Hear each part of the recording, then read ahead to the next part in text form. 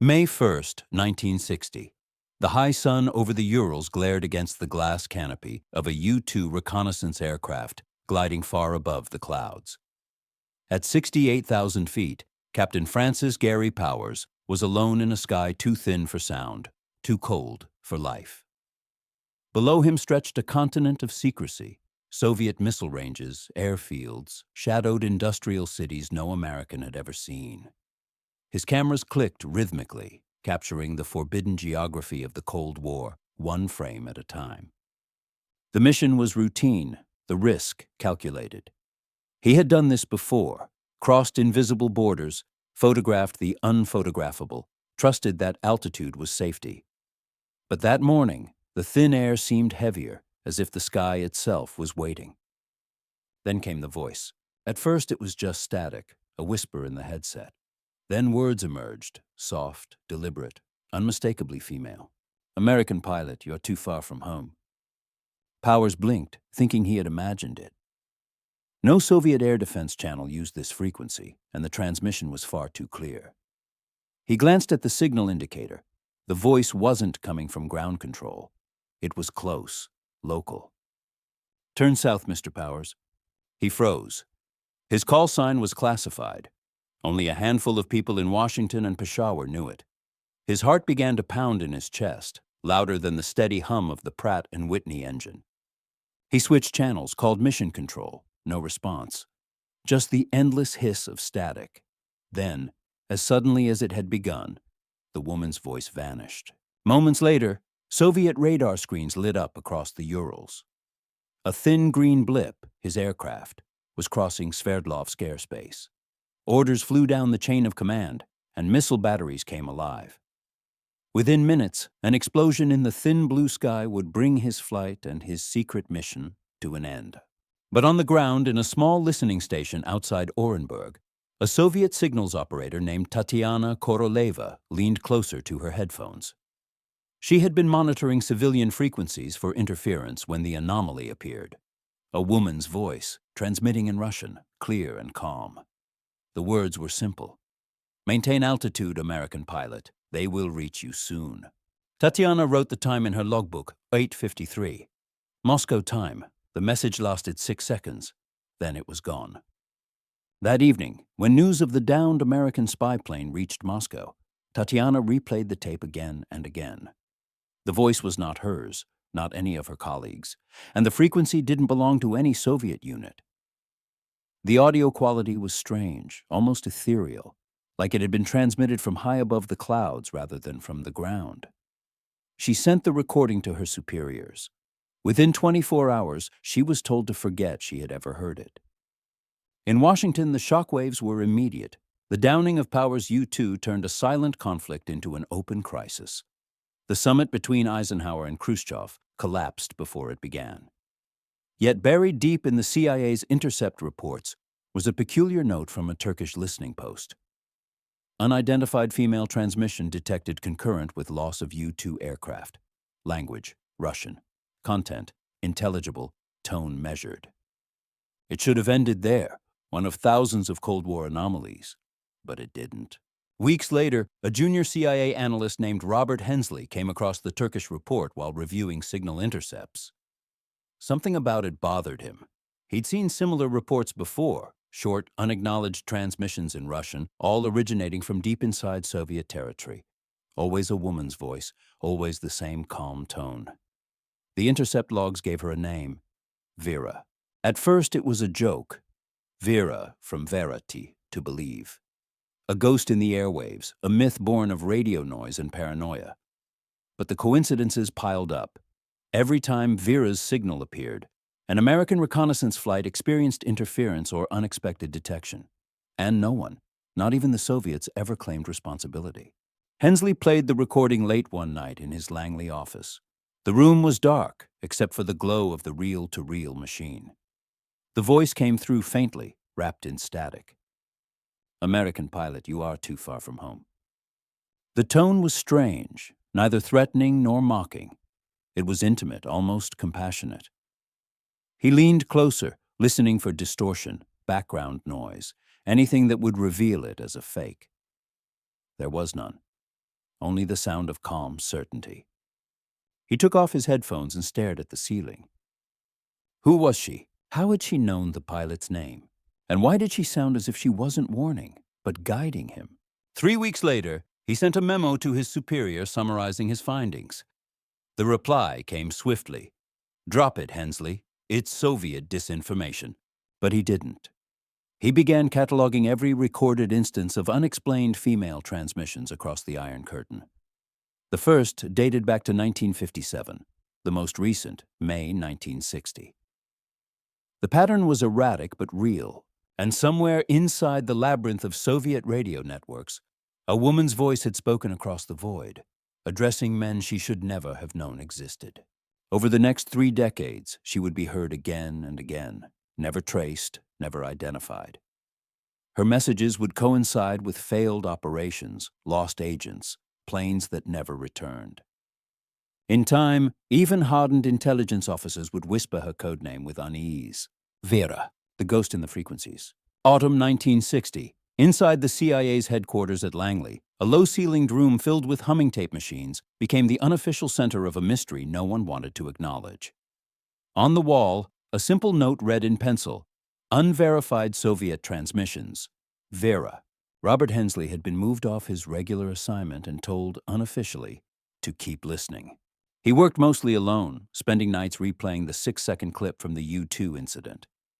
Each playback was the same, calm female voice, measured, unhurried, addressing the doomed American pilot by name.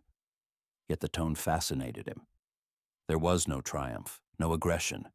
It sounded almost pitying, as if the speaker had known exactly what was about to happen. The official explanation remained that Soviet interceptors had simply monitored American frequencies and played back false information. But Hensley knew enough about radio propagation to see the flaw. The message had originated far beyond the range of any Soviet ground transmitter. It was a localized signal, short, contained, as though transmitted from within the same stratospheric corridor the U-2 had flown. The question was not who had spoken, but from where. By late October, he had collected 3 more anomalies, one over the Baltic Sea, one near the Black Sea, one north of Japan. Each was a brief transmission in Russian or broken English, always a woman's voice. The content varied. "Return to base. You are not alone. They are coming." Every recording was short, hauntingly calm, and, according to triangulation, broadcast from high altitude, moving east to west. Hensley filed his findings in a slim folder marked V-Case. He expected ridicule. Instead, within days, his supervisor forwarded the material to a section chief in the Office of Special Research. That man, in turn, sent it to the Psychological Warfare Division. Within a week, a classified interagency memorandum circulated among several desks in the Pentagon and one in the National Security Council. The final note in the margin read simply, "Investigate possible Soviet morale weapon." Across the ocean in Moscow, a similar conversation was happening, but in reverse.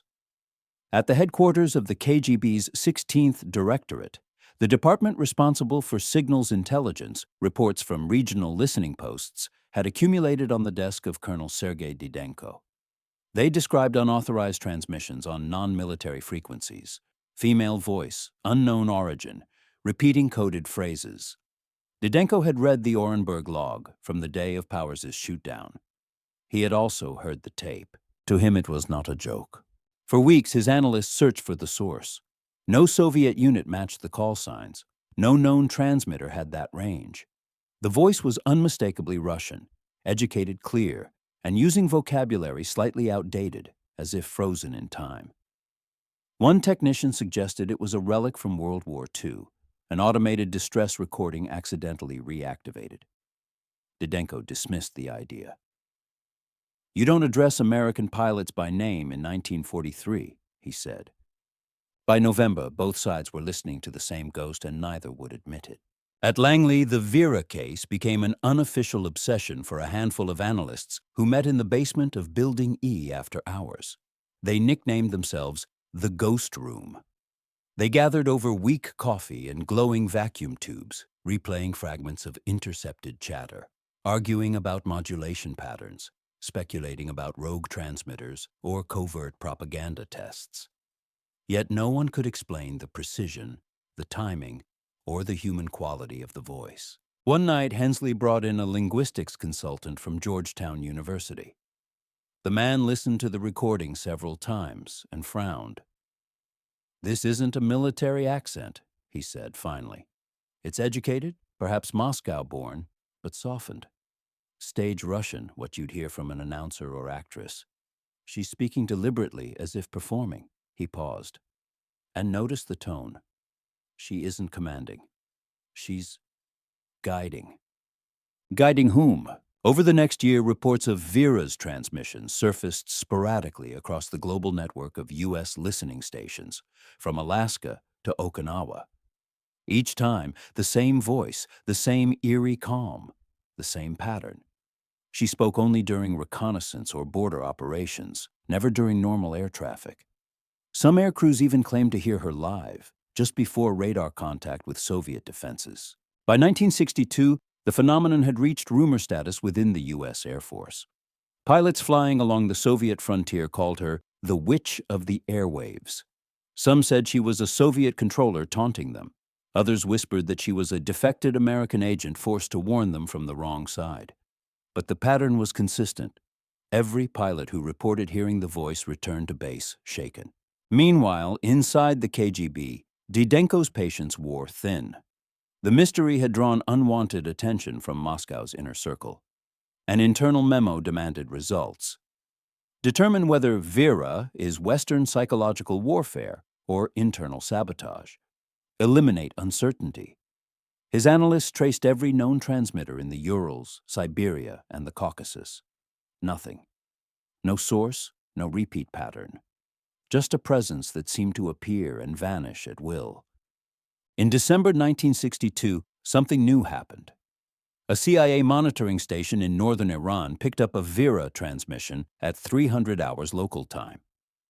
The operator recorded the message and sent the tape by diplomatic pouch to Langley. When Hensley played it, his blood ran cold. The voice spoke in English this time. Robert stopped listening. There was a pause, followed by a soft burst of static, like a breath over a microphone, then silence. He replayed it a dozen times. The pronunciation of his name was exact, the accent faintly Russian, the tone gentle, almost weary. It could have been coincidence, a layered signal, a prank. But no one outside the ghost room knew his name in connection with the project. He sat motionless in the dim light of his office, the tape spinning to its end. The sound of the reel slowed, clicking softly as it stopped. The room was silent except for the hum of the equipment. Somewhere, thousands of miles away, a woman's voice had crossed the sky and spoken his name. From that night forward, the Vera case ceased to be an academic curiosity. It became an obsession, and for some, a curse. Moscow was a city that never truly slept, only dimmed its lights and whispered in code. Inside the Lubyanka, behind the thick yellow walls that had swallowed so many secrets, Colonel Sergei Didenko stood before a wall map covered in red threads. Each thread connected points across the Soviet Union: Orenburg, Murmansk, Tashkent, Vladivostok. Places where Vera's voice had been heard. He had been given new orders. Do not find the voice. Use it. It was an unusual directive, even by KGB standards. After months of failure to trace the signal, Didenko's superiors had shifted strategy. If the Americans believed there was a rogue Soviet operator sending them messages, then that belief could be shaped, manipulated, weaponized. "Make the ghost real," one general had told him. "Let them chase her into their own shadow." Within weeks, the 16th Directorate began constructing a deception plan under the codename Operation Mira. The idea was elegant: stage intermittent Vera transmissions using controlled shortwave frequencies, inject deliberate clues into the airwaves, locations, times, voices, and observe how the Americans responded. In essence, the KGB would feed the CIA its own myth, one frequency at a time. A small studio was built in a soundproof basement in Moscow's outskirts. The woman chosen to play Vera was a radio actress named Zoya Andreevna Krylova, 32 years old, with a calm, resonant voice and no knowledge of espionage. She was told she was recording training messages for air defense drills. Each session lasted less than 10 minutes. She read simple phrases from a script. Pilot, adjust altitude. You are off course. They are coming. The tone was neutral, neither hostile nor friendly. The recordings were transmitted from remote military installations and then relayed through bouncing shortwave signals to mimic high-altitude origin. Engineers added random interference, artificial fading, and background noise. The result was perfect, a seamless illusion that could be neither confirmed nor disproven. The first test transmission went out in April 1963, targeting U.S. monitoring stations in Iran and Turkey. Within 48 hours, CIA analysts intercepted and logged it. Female Russian voice, probable repetition of prior Vera phenomena. Didenko smiled when the report reached his desk. The trap was working. By mid-year, Operation Mira had grown into a full-scale psychological campaign. Dozens of carefully spaced transmissions were sent across multiple frequencies. Each carried subtle variations, references to American aircraft types, coordinates, even cryptic mentions of specific pilots. The goal was to make Vera seem omniscient, supernatural, an invisible operator always one step ahead. And the Americans believed it. At Langley, the ghost room expanded. Hensley was promoted to head the small task force now officially named Project Eclipse. They received funding, equipment, and clearance to coordinate with Air Force intelligence. His team began triangulating every new Vera signal, plotting her supposed locations across the Eurasian landmass. The dots formed no pattern, no logic. Unless he noted privately, they were meant to mislead. He didn't know he was exactly right. By autumn, the Vera transmissions had become a low-grade obsession within certain corridors of the CIA. Memos warned that the Soviet Union might be experimenting with acoustic morale disruption, a new form of psychological warfare using radio frequencies to confuse pilots. Training manuals were updated. If aircrews heard a female voice instructing them to change course, they were to ignore it. But the damage was done. The ghost had entered American military folklore. In one intercepted pilot log from a reconnaissance mission over the Baltic, the entry read, "Female voice over Channel 4, calm, instructed us to maintain altitude," sounded almost kind. Crew visibly shaken. Hensley's problem was that the voice never repeated itself exactly. Every message was new, every tone slightly different, as though whoever spoke was aware of being studied. By now, he had stacks of tapes, each labeled by date and coordinates. Sometimes, late at night, he would play them back in chronological order, trying to find a pattern in the randomness. There was none. Only the same faint humanity in every word. Meanwhile, in Moscow, the deception was beginning to take on a life of its own. Zoya, the actress behind the microphone, had begun asking questions. She had noticed that the scripts grew darker, messages about pilots being lost, about storms and invisible watchers. When she asked her supervisor what the recordings were for, she was told to stop thinking and keep reading. One evening, after a session, Didenko approached her in the hallway. "You have a gift," he said. "Do you know what your voice does?" She smiled nervously. "I suppose it helps people learn." He shook his head. "No, it makes them believe." What he didn't know was that sometimes the transmissions weren't fakes at all. Among the planned broadcasts, a few unexplained ones began appearing. Same frequency, same tone, but no origin point.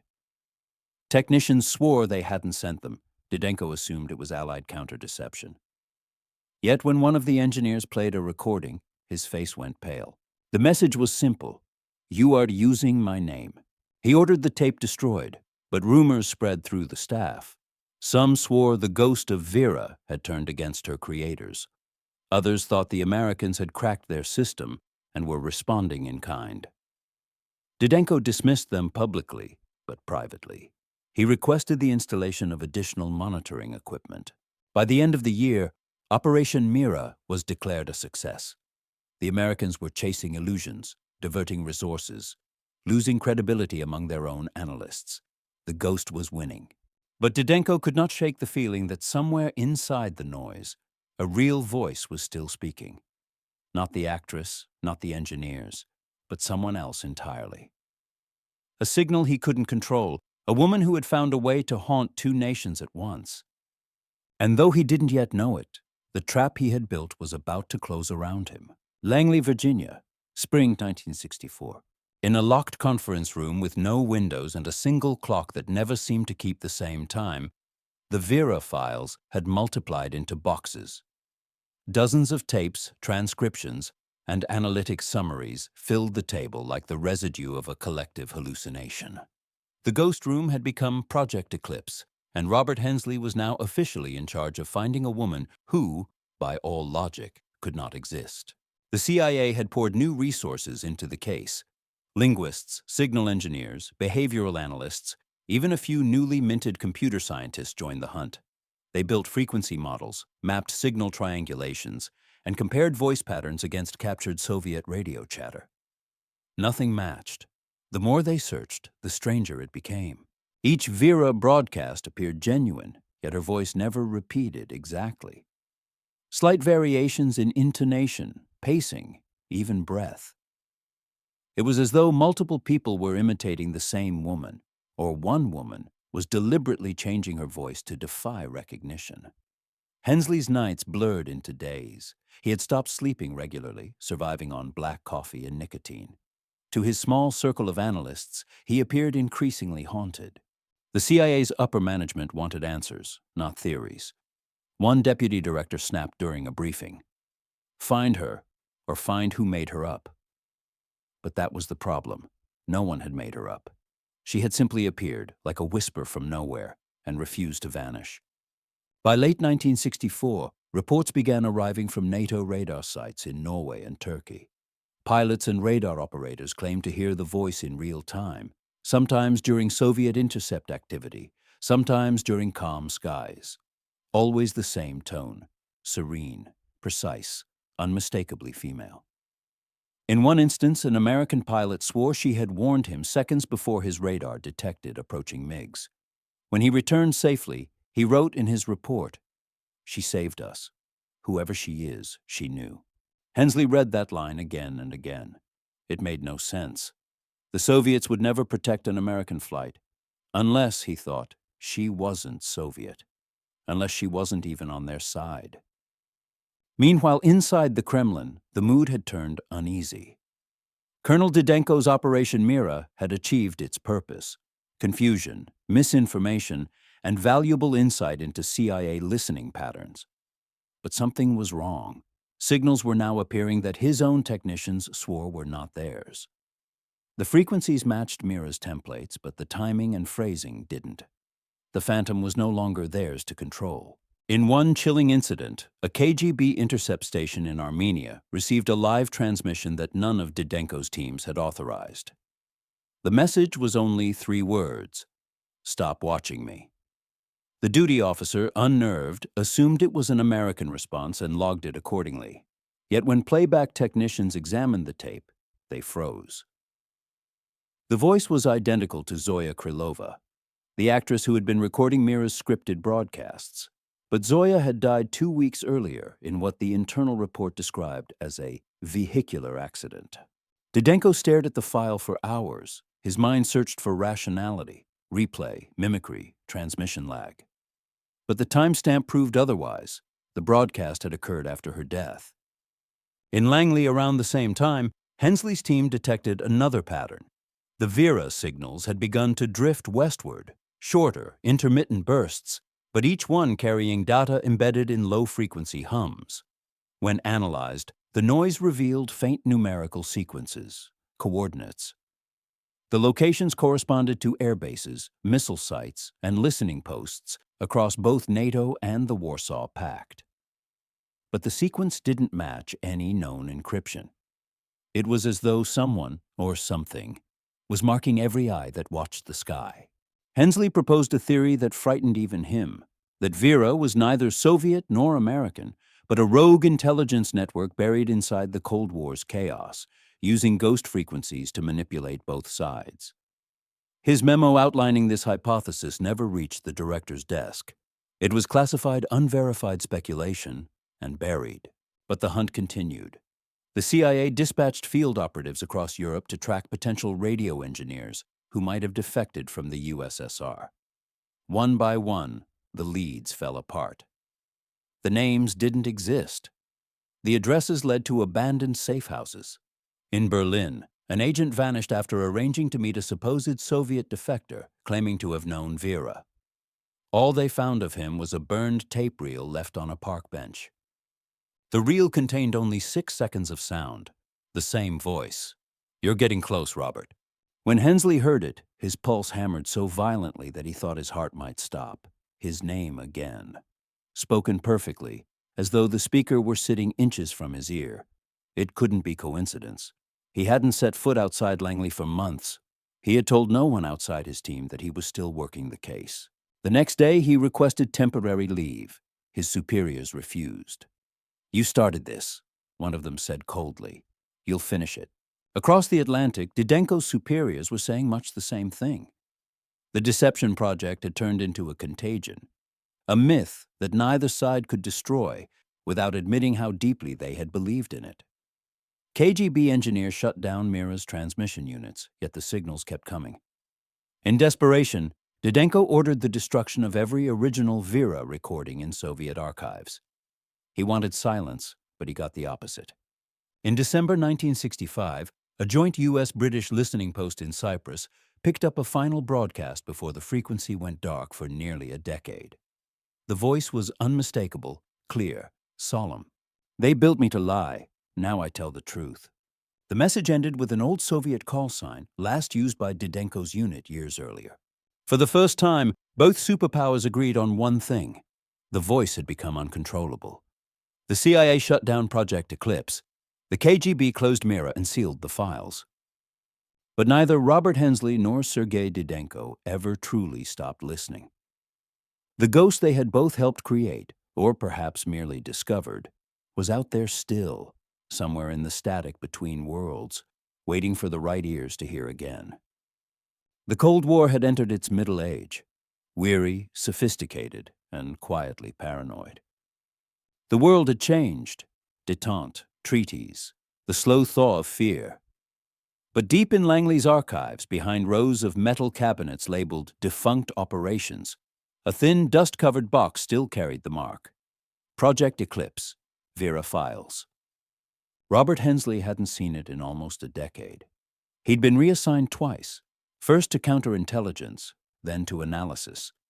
His hair had gone gray, his nerves raw, and his faith in human logic badly eroded. But when a courier delivered a sealed envelope marked, "For R. Hensley," eyes only, all the old ghosts stirred again. The contents were brief, a transcript from Helsinki. A defector from the KGB had requested asylum, claiming he possessed information on a woman who was never real. Her code name, he said, was Vera.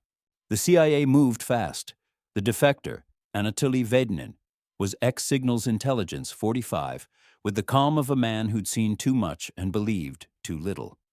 His debriefing took place in a safe house near Vienna. Hensley flew in under diplomatic cover. Vedenin was pale, chain-smoking, eyes hollow with exhaustion. "I know your name," he said when they met. "You're the one who chased her." Hensley sat across from him, trying not to show his surprise. "Who was she, Anatoly? The voice?" Vedenin exhaled slowly, the cigarette trembling between his fingers. "She was no one, and that is what made her powerful." He explained that the Soviets had indeed created a project, Operation Mira.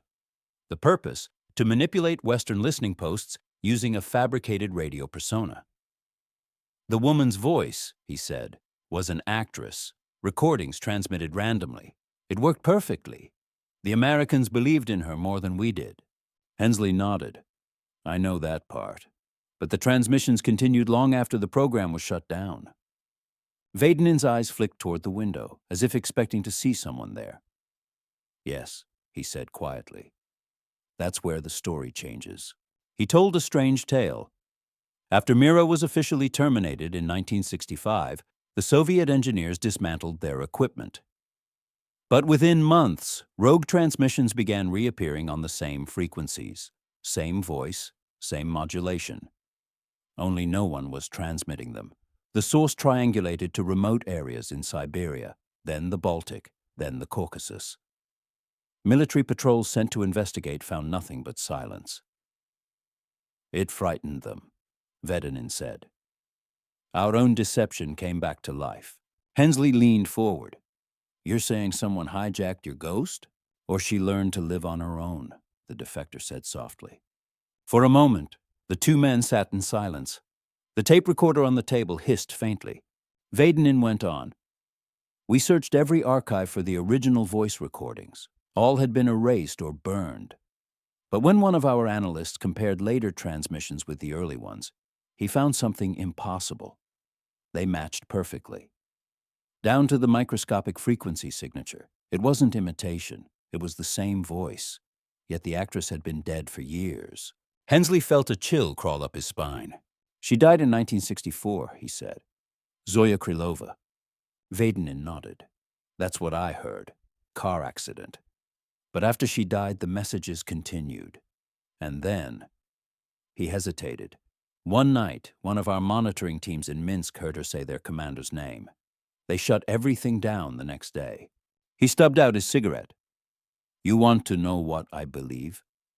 I think we built a pattern of her voice so perfectly, so consistently repeated, that it became a kind of machine, an echo looping through radio space, replaying itself. A ghost of data, feeding on our transmissions, learning when to speak. And because both our sides kept listening, we kept it alive. Hensley stared at the table, the sound of his own breathing loud in his ears. He wanted to reject it as nonsense, but he couldn't. He'd heard her himself. Twice. Later that night, back in his hotel, he couldn't sleep. The old reel-to-reel machine he'd brought for the meeting sat on the table. He pressed play. The hiss of tape filled the room, then the familiar voice emerged. Soft, even. Ageless. Robert, you shouldn't have stopped.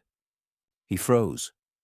It was an old recording, one he'd made himself 10 years ago, but that line had never been there before. He rewound, replayed. The words repeated, slightly different this time. You never stopped listening. He switched the recorder off and sat in the dark, heart pounding. Was it the machine, his mind, or something else using the noise as a doorway? Back in Moscow, Vedenin disappeared 2 weeks after his defection. His handlers found his safe house empty, the radio equipment on, and tuned to an unused frequency. A single tape was left inside the recorder. The last words on it were faint, almost drowned in static. You made me real. The CIA buried the case under layers of new projects and newer crises. Vietnam, Angola, Watergate. The world had fresh ghosts to chase. Project Eclipse was never reactivated. The files were labeled Unresolved Anomalous Phenomena, Non-Threat. But late in 1975, a reconnaissance pilot over the Barents Sea reported hearing a woman's voice on his emergency frequency. Calm, Russian-accented, saying simply, "Turn home, Captain." He landed safely after severe mechanical failure. The tape of his cockpit audio went into an archive no one ever opened again. And in the soundless expanse of sky above the Arctic Circle, the ghost of Vera whispered one more time, proof or echo or illusion, reminding both sides of the war that some inventions refuse to die, especially the ones that were never meant to live. The Soviet Union was dissolving, flags lowered, borders redrawn, archives unlocked for the first time in half a century. In Moscow, the cold halls of Lubyanka echoed with the sounds of boxes being sealed, records stamped, and ghosts finally let out into daylight. Among the countless crates marked Declassified 16th Directorate, one file bore a familiar word typed in fading Cyrillic, Vera. Inside were a few brittle pages, several burned fragments of magnetic tape, and a handwritten note signed by a long-dead colonel. Do not destroy. She speaks when ignored. When a young archivist named Elena Markova found it while cataloging materials for the new Russian state archives. She had no idea what it meant, but the name caught her eye. Vera. It meant faith. And in the early 1990s, that word carried a kind of irony no one missed. 2 months later, a team of visiting Western researchers from the CIA and British SIS arrived under an official cooperation program. Among them was an old, quiet man with gray hair and a limp, Robert Hensley. He had retired years earlier, yet when he heard rumors of a file labeled Vera, he insisted on going himself. They met Elena in a small office that still smelled faintly of dust and machine oil. She placed the folder on the table carefully, as if handling something that could still burn. "This is all that remains," she said. "Everything else was destroyed before my time." Hensley opened the folder slowly. Inside, he found a transcript of internal KGB correspondence dated 1963-1965. Most of it confirmed what he already knew: Operation Mira, the creation of a fake radio persona to mislead American intelligence. But near the end, one memo stood out. It was handwritten in neat, deliberate Russian and marked Lichno Didenko. It read, "We initiated the ghost. Now she is no longer ours. Recommend immediate termination of all active transmissions. The signal continues without input. Engineers unable to identify origin. All devices deactivated. Still, she speaks." There was a second note attached, unsigned, dated a few weeks later. Just 3 words. "You built a mirror." Hensley sat back in his chair. For a long time, no one spoke. The room was silent except for the faint hum of the old fluorescent lights. He knew what it meant, or thought he did. A mirror. That was what they had made, both sides, without ever admitting it.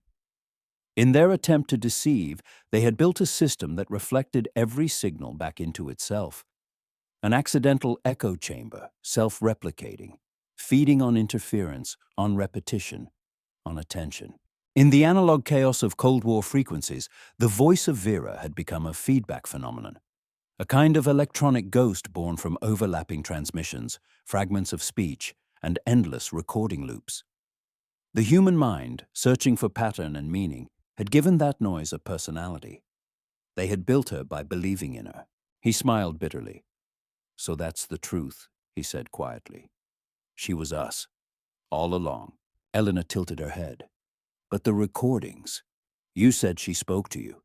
Hensley looked out the window. The gray Moscow sky hung low, the snow beginning to fall in slow, steady flakes. "She did," he said. "At least I heard her." Elena hesitated. "Then how do you explain it?" He didn't answer immediately. Finally he said, "Some illusions live long enough to become real. The signal didn't die because it didn't need transmitters anymore. It lived in the people who listened." That afternoon, they decided to digitize the remaining fragments of tape for preservation. One of the younger technicians set up a player and threaded the brittle reel. The tape hissed, warped, and then, faintly, a voice emerged. "Female, calm. Do not stop." The room froze. The signal was degraded, but the words were unmistakable. "Do not stop." Hensley's face went pale. "That's new," he whispered. Elena looked at him.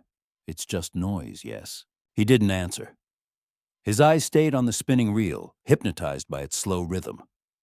The technician, unnerved, stopped playback. The voice vanished. That night, Hensley returned to his hotel overlooking the Moskva River. The city outside was quiet, the old empire dying with dignity. He turned on the small bedside radio, turning the dial through static and foreign songs, through political speeches and weather reports. And then, for a single second, he thought he heard her again. Soft, faint, almost tender. "Thank you for believing." He switched the radio off and sat there, staring at the darkness. Maybe it had been a broadcast, maybe an illusion, maybe the residue of memory echoing through a half-century of listening. But as he sat in that silence, he realized that the story of Vera was not about deception or even technology. It was about faith. The faith of spies, scientists, soldiers, all of them trying to hear something that proved they weren't alone in the noise. The next morning, when the archive staff arrived, they found the tape machine still plugged in. The last few inches of tape had melted from heat, fused into the spool. On the plastic reel, someone had written in pencil, "She speaks when ignored." The files were sealed again, this time permanently. The Americans took digital copies, the Russians kept the originals. And as Moscow thawed into a new world of open markets and private empires, one question lingered, unspoken but persistent, like static at the edge of an empty frequency. If Vera had only ever been a mirror, then whose reflection was still whispering back? 2 years later, in 1993, Robert Hensley died quietly at his home in Arlington. There was no obituary beyond a short line in the Washington Post noting that he had been a retired intelligence analyst. His daughter found dozens of reel tapes in his study, all unlabeled, most degraded beyond repair. Only one remained intact, sealed in a rusted tin box. On its lid, written in his neat, disciplined handwriting, were the words, "For those still listening." No one ever played it. But in the months following his death, strange reports began circulating among amateur radio operators across Eastern Europe. On certain nights between 2 and 3 a.m., a faint female voice could be heard on old shortwave bands. Calm, rhythmic, in accented English and Russian, alternating phrases, "You are not alone. Maintain frequency." It was dismissed as a hoax, a recycled myth revived by Cold War nostalgia. Yet even skeptics admitted something unsettling. The voice carried a peculiar warmth, an intimacy machines rarely produce. By then, the legend of Vera had already taken on a life of its own. In the New Russia, journalists wrote speculative pieces linking her to forgotten KGB experiments in psychoacoustics or acoustic telepresence. Western magazines called her the Cold War's first digital ghost. A few filmmakers even proposed documentaries about her, though none were ever finished. There was too little evidence, too much myth. And yet, the evidence that remained, the handful of surviving tapes, the field reports, the coincidence of names and dates, hinted at something deeper, that Vera had never truly belonged to one side or the other. She was the child of both, born of fear, secrecy, and the endless human need to find meaning in noise. Elena Markova, now a senior archivist, spent years trying to trace the last confirmed broadcast. The earliest known transmission dated back to 1957. The latest verified one came in 1975. After that, silence, until those mysterious hobbyist recordings of the 1990s. She never found proof that the later signals were genuine. But one night, working late at the archives, she tuned a small analog receiver just to test the myth. The building was empty, the hum of fluorescent lights her only company. At first, nothing, just static, then a whisper, so faint she almost dismissed it. "Do not stop." She froze. The sound was identical to the old recordings. She tried to retune, but the signal vanished, replaced by the soft hiss of open air. When she looked at the tape counter, it read 0.06, 6 seconds, the same length as the very first transmission in 1960. Weeks later, she wrote a private paper about the phenomenon, not as a historian, but as a human being trying to understand how an illusion could outlive its creators. "Vera," she wrote, "is not a person, not even a deception. She is what happens when two enemies listen to each other so hard that the silence between them learns to speak." The paper was never published. But in 2004, when parts of the KGB's 16th Directorate archives were digitized, one audio engineer discovered a corrupted fragment embedded deep within a magnetic recording of routine radio tests. It was only a few seconds long, almost buried beneath static. "Faith endures," the voice said in Russian. "You made me from fear." By then, the Cold War was long over. The world had moved on to new conflicts, new technologies, new ghosts. Yet among those who study intelligence history, the Vera incident remains an enduring curiosity, a case where fact, fiction, and belief became inseparable. Theories still abound: a self-replicating radio echo, a Soviet experiment gone wrong, even a psychological contagion born from paranoia. But perhaps none of that matters. What mattered, Hensley once wrote in an unpublished note found among his papers, was not whether she existed, but why so many people needed her to. He had written, "We built her because we couldn't stand the silence. The Cold War was a conversation without trust, and Vera was the voice of that silence, pretending to be human so we wouldn't feel alone in the static." That single line has been quoted by historians, intelligence officers, and artists ever since. It captures the strange, aching truth of an era when humanity filled the air with fear, until even the noise began to whisper back. Today, among old radio enthusiasts, there is still a quiet ritual. Once a year, on May 1st, the anniversary of Power's U-2 flight, they tune their analog receivers to the long-dead frequency 7.542 MHz. Most hear nothing. A few claim they catch a faint pulse, a trace of a woman's voice carried on the wind of forgotten wars. When asked why they still listen, one elderly operator in Warsaw said simply, "Because she asked us not to stop." And maybe that is the real ending. Not a mystery solved, but a conversation unfinished. Somewhere in the endless ether between past and present, between belief and truth, a calm voice still lingers in the static, whispering to anyone who dares to listen. Maintain altitude. You are too far from home.